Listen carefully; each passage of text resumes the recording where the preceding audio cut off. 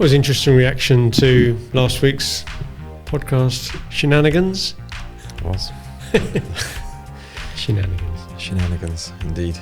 Well, I asked the question, was it mucking about? Was it a gimmick? Or was it useful? There were quite a few responses, actually. Yeah, jury's still out, maybe, I think so. Yeah, I was going to say it's a bit balanced. It certainly got people's attention.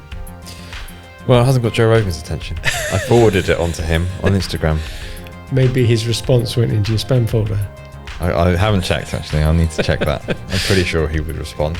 I'm sure he would, having seen such quality output. Yeah. It's quite scary to think that in the first 24 hours or so, a 30-second clip on LinkedIn got viewed a total of 4 hours worth of time. I started feeling a bit guilty that we've taken up that amount of the world's time to watch us pretending to be an alien and a robot sitting pretending to be human, I think. Oh, sorry, yes. Broke the character. But that, I guess, yeah. I mean, it was an interesting experiment. I think there's probably a lot more we could do with it, but it's just one of those. Yeah, we've got to take it to the next stage a bit, really, haven't we? Work out how do you weave that into a proper story rather than like action gimmick. And if you can do other things with the avatars that you overlay onto the motion capture. Or create your own avatars as well. That's the other thing that we can kind of start looking at. But well, I could have an avatar of you, and you could have an avatar of me. That'd be. I just think that you could. It's getting into that sort of deep fake territory, isn't it? Yeah. That'd be weird. Just who's gonna show up next week on the podcast? Yeah, the king. Exactly. I saw him on Instagram video the other day. Actually, talking to some mountain bikers up in Scotland. Yeah. He's up at Balmoral, I think. On his mountain bike? He wasn't on his bike. He was walking. But it was quite interesting. It just stopped and had a chat like a normal sort of bloke. Well, he is a normal bloke. Right. He just happens to be very rich, descended from kings. Apart from that, it's going to get political. There we go. Yeah, better stop now. All right then, let's do a podcast.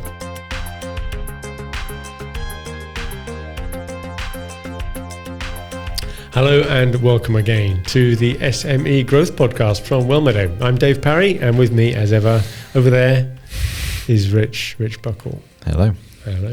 So we were having a chat. It's spawned a bit really by last week's work with the motion capture and the video and all of that. Yep.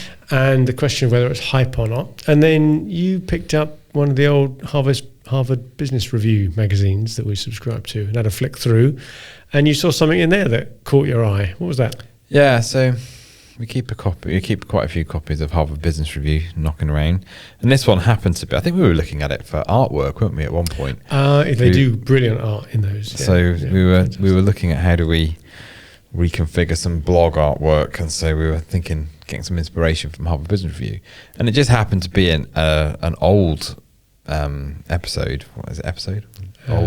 Edition, maybe. From 2015, and there was some. It's just interesting to go back and look at what were the predictions there, and there was a whole thing around, is Tesla a disruptor of the automotive industry? And back in 2015, I think they'd sold something like 59,000 cars. Most of those would have been probably the Model S, I would imagine, back then. I guess it would have been, yes. The only there one, was still ambitions. It was still, the article was still talking about Musk having ambitions to make a $35,000 car, and might have even been the Roadster, which is the very, very early one. It was just a Lotus converted. So the article was around is Tesla a disruptor, and they actually came to the conclusion that they're not. I know, that was what caught your eye, wasn't it? Yeah. So. They're saying basically what's happening is it's kind of just the market's not there for it, and once it is, everyone else will pile in. Yeah. So at the time, it was 2014, it was only 0.7% of US car sales was electric, right? EV, and today it's 7%. So it's kind of reasonable chunk. But it's interesting that point you made where they were commenting on it, that they thought Tesla would be almost a bit more of a flash in the pan. It did its job in that it thought it was provoking the big guys, the GMs, the Chryslers, the Toyotas, to get their act together. And that then, because they had the dominance and the market positioning, that they would pretty much squeeze Tesla out and they would take over. Thank you very much, Elon. We'll take it from here. Was almost I got from the synopsis. But clearly that's not quite how it works. Not quite what's happened. But I think that probably there's other innovation there is maybe, I don't know, is it disruption or not, around the manufacturing process that Tesla are starting to adopt with GigaPress and things like that, in terms of, you know, making the car in two pieces and those sorts of things. Yeah, that's phenomenal, isn't it? And even bringing so much of their manufacturing in-house. Because traditionally a car plant, and this is my previous career and a bit about this, it's just a big assembly line. It's just putting together stuff that other people have made. They didn't really make anything. They paint it, weld it together. Whereas I think you're right, Tesla changed that a bit and started making stuff themselves. But I think what that got us thinking is we got a bit Tomorrow's Worldy after that, didn't we? You won't remember Maggie Philbin, surely. I do have some vague recollections of maybe the end of as it was just coming to the end of its run. over the What horizon. took over on BBC from Tomorrow's World. And so and we started thinking about because there was another article in there about 3D printing. As well. Really? I didn't so read from that 2015, so there was an article in there about how PwC had done a study around 3D printing in manufacturing space. So 11% of manufacturers had adopted 3D printing. And apparently, according to Gartner, for something to become mainstream, you have to have 20% adoption within a given industry. So, so we were thinking about, okay, well, what's happened to 3D printing? Because you were into 3D printing. Well, I had 2 3D printers, and I'm trying to think age-wise, because I set up a 3D printing business in the garage, gave it to my son, because I wanted him to just get a bit of practice, running a business and doing some customer interaction stuff and looking after complaints and delivering things and setting prices. There wouldn't be any complaints, surely, would there? Well, 3D printing in those days they weren't all perfect prints, that's for sure.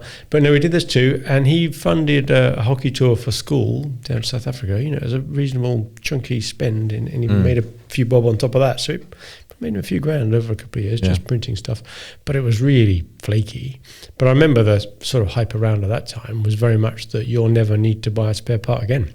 Yeah. Everyone will have a 3D printer, just like they all have a paper printer in the house now, or a telephone.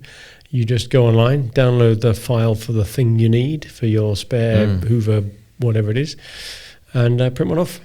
Didn't we have a client working in oil and gas that was talking about putting 3D printers on oil rigs, weren't they? Yes, they were. Because the logistics costs of getting spare parts out to oil rigs and all of that, and just print one off. I think they do it anyway in small scale, but it hasn't. Yeah. That's an interesting prediction they made then. So there's 2 predictions in the 2015, one saying one direction, one the other, really, that 3D printing will really take off, but Tesla really won't do it. So that just got us thinking, didn't it? About should we just do an episode on hype, and then maybe throw in a few predictions of our own, for what it's worth. I'm interested to see what you come up with on that. So I did a little bit of reading around the hype, and some people may have heard of the hype cycle. I'd heard of the hype cycle. I didn't know of it as the Gartner Hype Cycle, and they've probably even trademarked it, so I should perhaps call it that. So Gartner are a market research company, massive American, do loads of things, and because they do try and track early stage technologies, they came up with this philosophy of the sort of the stages of it. And it struck me as a bit like that Teams graph that maybe people have seen, where you have the storming, norming, performing. Do you remember that, where you sort of how a team dynamic changes, or even the grief cycle? The denial, anger, bargaining, acceptance. These cycles you get of the phases that people go through, and there's a hype one. And so, why don't we just describe that for our listener? We could probably put a link to this in the blog or something. So we could do that in the blog. That's a good idea. In the blog. So this is new to me. So if I'm reading it off, that's well, you'll recognise some of them, right? Yeah. So you start off with a technology trigger, by the sounds of it. Well, I mean, hype is generally around technology. Okay, so if you're going to get the hype bit following it, it's got to have started with something newish, where people can justifiably get very excited, possibly overexcited about something and its applications coming new. Once we have it, so nuclear, can't get it around fission or fusion. I think it's fusion, isn't it? Is the one we haven't got.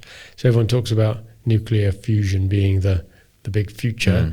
They have a little bit of a breakthrough in the CERN lab, which costs multi-billions of dollars to produce enough energy to boil a kettle. And that's it. All of our energy problems are solved. But you need the technology trigger for people then to get carried away. Yeah. And, not wanting to have a pop at journalists or something, but the media and us maybe and whoever. We talk about this technology step, and then we extrapolate in a ridiculous exponential curve in our minds. Well, maybe so this is a phase, I suppose, where the early adopters are jumping in, isn't it? That's that phase. And maybe just the personality of someone who's an early adopter. Well, I'm thinking two types of early adopters as well, because there's the technology early adopters that they have a play with it, have a go with it, maybe take what you've done and do it. But there's the investor early adopters as well. And look how much money has been piled into whatever new fad has come along in the early days. NFTs a couple of years ago, phenomenal amount. We don't talk about NFTs. We don't. Sorry, especially not if Mrs. Buckle's listening. But you get a lot of money flowing these things if people think it's the new thing. And there's almost a point where it doesn't matter if it's successful or not. There's money to be made on that rise using the greater fool theory. As long as you can convince someone else this is going somewhere, buy it now, sell it more expensive to the next fool along. That was the plan. Don't be the last man in the chain. That was the plan. How did that work? No, let's not go there. But maybe there's part of just the psychology of that, both from the investor point of view and also the people that adopt that technology. That is just having that early adopter mindset is something that people get excited about, want to talk about, be evangelistic about. Absolutely, which maybe fuels the hype, isn't it? It strikes me as a bit like when the west coast of America was still being developed, and there was the gold rush era. Those entrepreneurs of the day, they're very much adventurous spirit, and that's just the equivalent today of where people like that, and there's a segment of society that are very adventurous and want to do new things and break convention and be the first somewhere. You can see why that's very appealing to lots of people.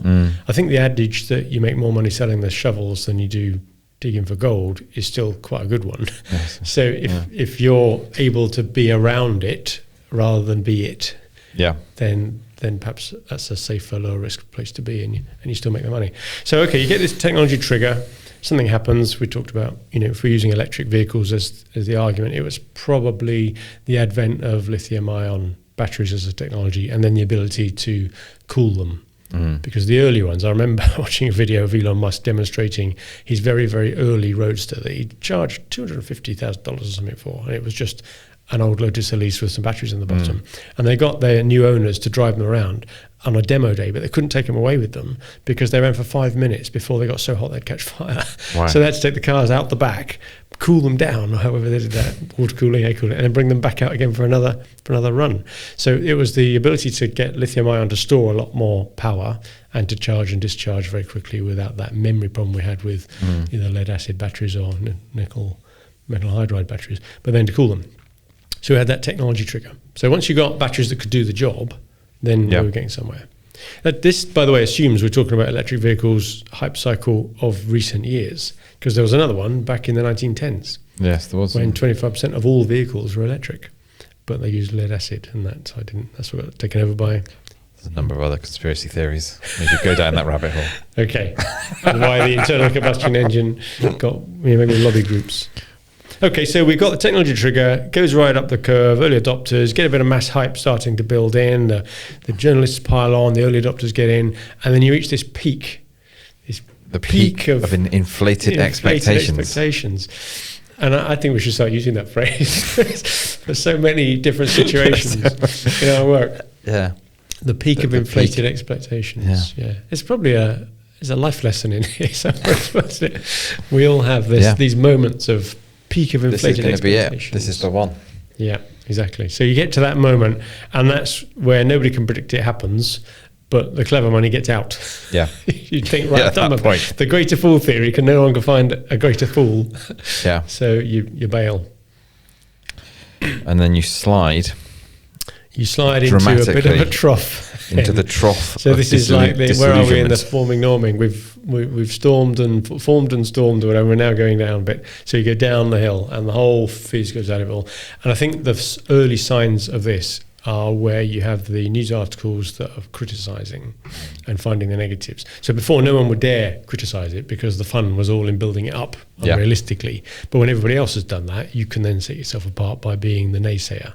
Well, and I guess as well, just thinking practically about it, there's more product in the wild at that point. If it's a product, isn't it? There's more people that are using it. The expectations are all there. There's more things that can go wrong, right? You're no longer in that sort of prototyping you're starting to make a business of it. Yeah, make it repeatable. It's that sort of thing where we're actually probably, maybe the rubber hits the road. It's the metaphor of choice. Very good, yeah. Really like it. But I guess for the EV example again here, we're talking about the advent of range anxiety, the lack of charging infrastructure, concerns at a nationwide level of being able to generate enough electricity. Even if you don't have a private drive, how do you charge your car? Because you can't put a cable across the pavement. No one thought about that to start with. Because all the people who were early adopters all had drives, right? So suddenly you get people piling on, talking about all the various different problems, the lithium and cobalt, environmental issues, which all goes into the batteries, child labour in places to do all that, the recyclability of cars, the second-hand value. No one knows how long these batteries will last. And so you can just, it's a feeding frenzy, isn't it? Nothing's perfect. But at the beginning, everybody ignores the negative stuff. Yeah.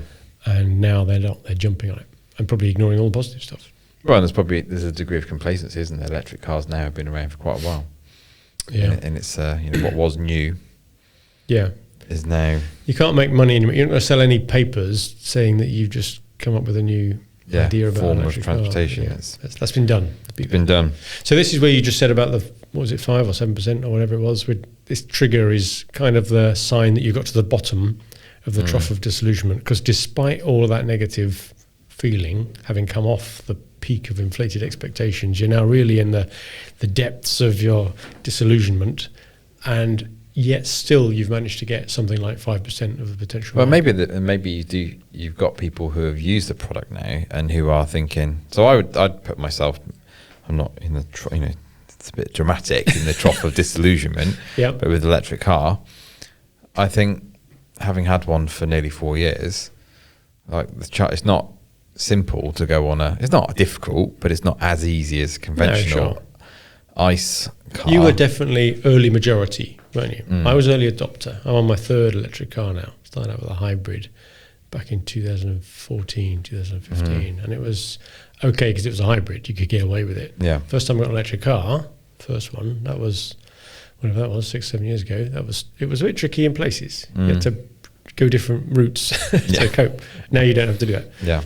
But you're right. So when they got, and we must be, like you're saying, 5% now, 7% or whatever it is, the figure you quoted earlier, we're now through that trough point, and we're on the next phase, the slope of enlightenment. Slope of enlightenment. Great. I don't know who comes up with the names of these. Slope. So this peak of unrealistic expectations, this trough of disillusionment, and now this slope of enlightenment, as if we're all going to be enlightened at once.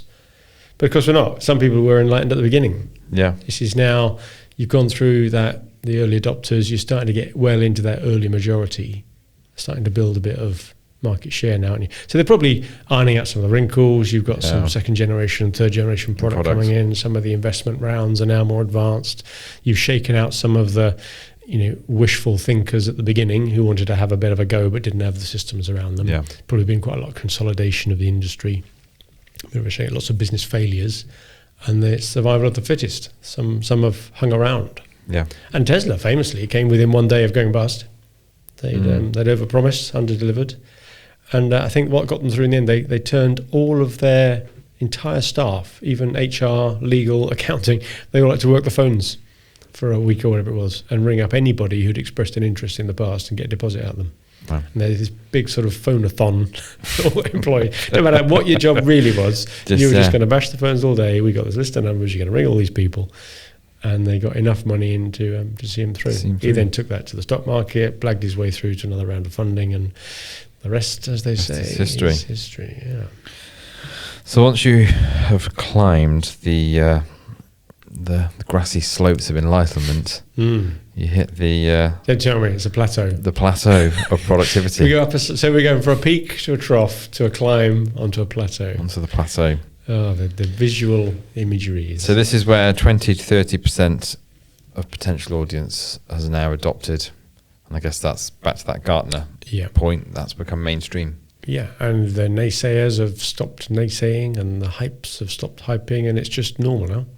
Everyone's got a telly, First tellies, you can imagine they went through this hype cycle, and then they weren't very good because we didn't have signals. You couldn't afford a telly, and it's it even talks about it anymore, do they? That's like when Channel 5 came out, wasn't it? That was so exciting. Wow, another channel. 5 channels? 5. What is this? Gosh, bountiful programming. I'm not old enough to remember 2 channels, but I do remember 3. I knew where you were going. One was enough. Yeah, Channel 5 was enough. That was Wow. Yeah, and what quality output that was as well. But it filled a space. It was very different. It was magazine-y, bold prime colours, Days of their lives. In fact, I remember talking marketing back then. There was even a marketing discussion I remember saying, we want it a bit Channel 5. It was an adjective. So this isn't looking right. We need it a bit more Channel 5. And someone else said, you sure you don't want it more ITV? We were having this debate about the colour scheme and the look and feel of a product based on which TV channel it belonged to. Beautiful. So when, say for EVs, we're at this plateau of productivity, you'll be back on the... Need something else? You'll be back on the peak of inflated expectation in your hover car, won't you? Well, I need another technology trigger. Yeah, you need that Now, hover. I was wondering whether hydrogen would do it, but a very knowledgeable friend, John, you're probably listening, so hello. He does lots of research and stuff. He's done a lot of work. He used to be involved senior at a fuel cell company, so he knew a lot about fuel cells, and he's looked a lot into the hydrogen thing. And the problem is we still haven't really found a very cost-effective way of making hydrogen, even though technically it's very simple to do. You can make some at home. Get a battery and put the two contacts into some water, and electrolysis does the rest. You split your water into hydrogen and oxygen. But you spend so much more energy producing the hydrogen than you'll ever get energy out of the hydrogen. You might as well use the electricity in the first place as electricity. Yeah. Just put it in a car. So unless you have a free source of hydrogen, a byproduct from something else maybe, or if you have free energy, which is why they've talked about using it, say, in solar panel situations. If you need to create artificial fuel on Mars, best thing is to use the sun to get electric. You've got loads of CO2 in the atmosphere because it's 98% CO2, and then you can find some water. So all they need is water, and they've got the ability to make artificial fuel, methanol. So that's where I thought I might be going next, but no, hydrogen isn't going to make it. Sorry, right, that's a bit of a leap there. I was like, okay. Well, haven't some people paid to go on the waiting list for the first spaceship to Mars? Talk about great fool theory. Yeah. Well, there's a peak of inflated expectations if ever there was one. Well, they went up to Virgin, got their flight going the other day, didn't they? What was the one the other day? Didn't they do a space flight, the first civilians up in space? Oh, is this the Virgin undergraduate Galactic from the northeast of England somewhere who took her Caribbean mum with her? Yeah, I think so. Maybe because they tried to do one in Cornwall and it fluffed. Yeah, but it was the Virgin Galactic. Was it Virgin so Galactic? maybe we'll be early adopters of the suborbital round the world flying stuff. I can't imagine that. Well, was I hear someone say the other day about in Richard Branson's book, one of his books, he talks about if you don't have the skills for a job, just fake it and learn on the job. Is that what he says? That's what he says. And he said, well, I'm never flying with Virgin Airlines ever again. Yeah, that's probably not a good thing for an airline company boss or a to space say. Thing. Yeah, so I think I'll wait for SpaceX. I think I might be an early adopter, stupidly, of self-driving cars, because I've got used to. Tesla's very good at this. They use their autopilot thing to sort of soften you up, because it's sort of done. I think it's level 2 they call it, level 2 self-driving. It can cope very well on motorways, but that's about it. Wouldn't trust it in the town. But that'll come next. And I think we're in a hype cycle on self-driving cars, because a couple of years ago when, and now around California, they're driving all the time, aren't they, and ending up in all the wrong places, and every time there's an accident, you get massive news splash about it. So you can tell that's going over that peak of inflated expectations part, because the negative stuff's coming out. But in the early stages, they were saying, well, no, the number of cars on the planet will be 100th of what it is today, because the average utilization of a car is less than 1%. Yeah. So car ownership will end as we know it. People will just dial on their app and a car will turn up on its own outside your door and take you to wherever you want to go. We won't have car parks anymore, so a huge amount of real estate is going to get freed up. This hype really frothed up. But it didn't take long. I think that cycle was quite short. You're at the top. They couldn't quite deliver on it. They're still experimenting. But there's probably got to be a certain amount of adoption of that, hasn't there, for it to work? If you could flick a switch today and say all cars are going to be autonomous, presumably that's reasonably easy. The technology seems to be...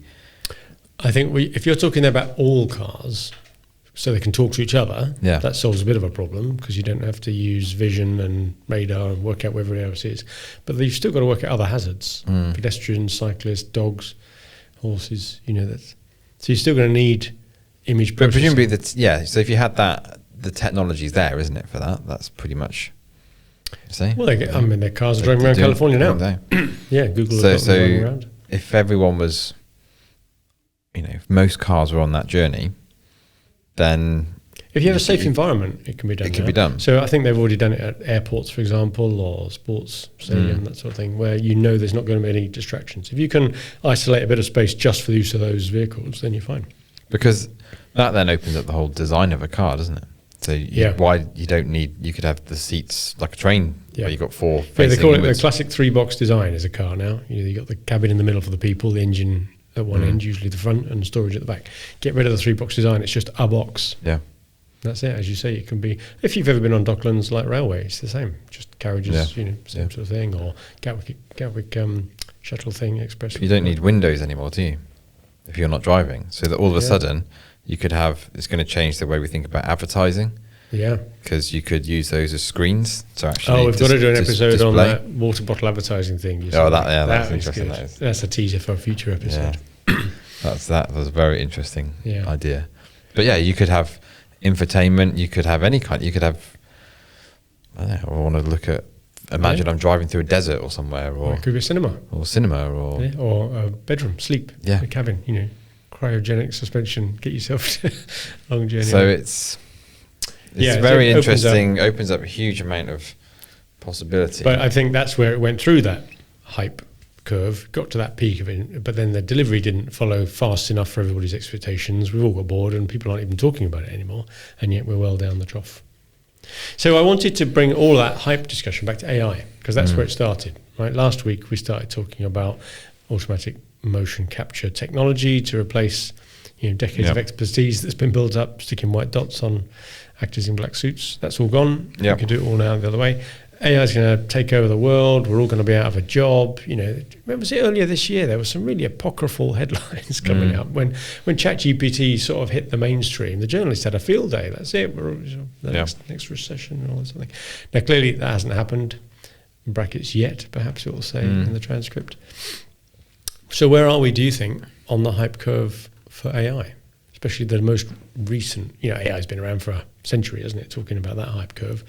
But in terms of the last year, we seem to have gone through massive hype early part of this year, but we keep getting these new ones. So just as you think you've gone over the top of that hype curve and you're getting into a bit of disillusionment, the next technology thing comes along, the next trigger, and it bounces you back up maybe again. It's not so much, maybe the wavelength of these, if you imagine that curve as one wave, then maybe rather than, maybe 50, 100 years ago, it was a much longer wavelength, and now we're getting what would you call faster. You're getting much tighter cycles where you're getting overlap because the technologies are able to, I guess, fragment more easily. Well, it's a bit like Moore's law, isn't it, with the whole doubling of memory every 18 months. And there's a good book by Ray Kurzweil, The Point of Singularity, which talks about this. The development of humans' technology is accelerating at such a pace we can't predict it. It's frightening. Have we gone too far? Subject for another podcast. Can't stop it. The ethics of runaway train development. Can't uninvent the nuclear bomb. So we're out with AI, isn't it? Yeah. So I think you could argue that AI has gone through a hype. Well, it's gone through certainly one massive hype cycle over a 100-year time frame when we have had what they call the AI winters, where all the funding dried up and all that sort of stuff. But ever since ChatGPT and its ilk have come out, we've got 300 companies now in the world that are claiming to do something similar. Half of those are American, 40% Chinese. We're definitely now at that, coming up to that peak. Something's going to have to happen. There'll be supply consolidation, lots of disillusionment. Well, I got a notification yesterday that ChatGPT 4 can now browse the web. Yeah, there's a plugin for it, isn't there? Which would be interesting. I still think there's probably,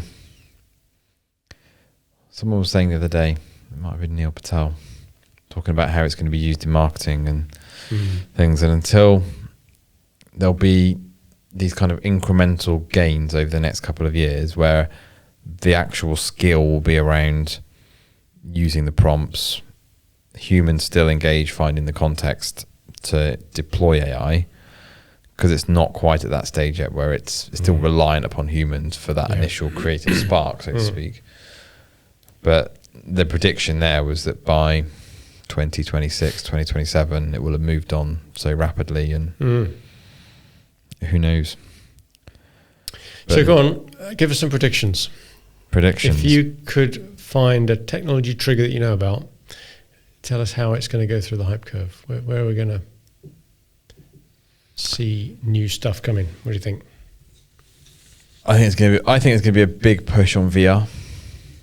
And Interesting. You're going to overcome the headset problem. Well, I think Apple are making some progress on that, aren't they? Mm-hmm. I think there's going to be. I think where VR will really start to take off at the moment. I've only really played PlayStation VR. Don't play a lot of it, but I got one for the kids a couple of years ago, and it's pretty immersive. It's not. I think the PlayStation 2 VR headset is leagues ahead of PlayStation 1 headset. Yeah. I've got the one, but even that, when you're in it, I was flying around like I was Iron Man for about 3 hours without realising what the time was. Wow, loving every minute of it. Immersive then, yeah? I had my daughter bring me a gin and tonic with a straw. Another headset. I could drink it. But the point of that is to say it's a one person experience. Whilst you're in it and you're experiencing it, you're not able to interact with other people. Now I know there's some metaverse that but it's still largely driven by avatars, not an interactive. I think when that technology gets there, we're talking haptic suits. Kind of just a way of moving around in VR. Doesn't it still make some people very dizzy though and disorientating? Some people are fine with it, and others just struggle. But okay, well that's the hype curve, isn't it? I think we're still early. Not many people have got a VR. It's not like a TV, is it? Where everyone's got a VR headset and they're watching that. But I think that will go, and I'll tell you why. It's going to get a bit conspiratorial. But I think what will happen, we've got so much technology coming out. This is where the AI thing comes. What are we going to do with all these people that are going to be replaced by self-driving cars, AI taking over jobs all over the place? Yeah, exactly. I think we're going to move to a position of universal basic income for a lot of people, because people have got to eat. Finland have tried it. And then what are you going to do with all these people? Just sitting around, kicking about? Well, what do a lot of people do now? We used to, the working week 100 years ago was 60 hours, and now it's 35. People just watching loads of crap telly. Yeah. So, but imagine you could watch that in a world where you could do whatever you want. Well, if the working week comes, if we all take the pain equally, working week will come down to 20 hours and then 10 hours, and maybe it even goes to zero one day. I don't know, where everything's so cheap and free and available, no one has to work anymore. Pretty scary. So you reckon they'll all be? So this is Matrix then, is it? Plug themselves into Ready Player One. I think that's the good example of it. One, yeah. But I could see that. I could see it, but it will become the TV of the opiate of the masses, isn't it? Type of thing. Time frame? Because this is episode 40, something or other.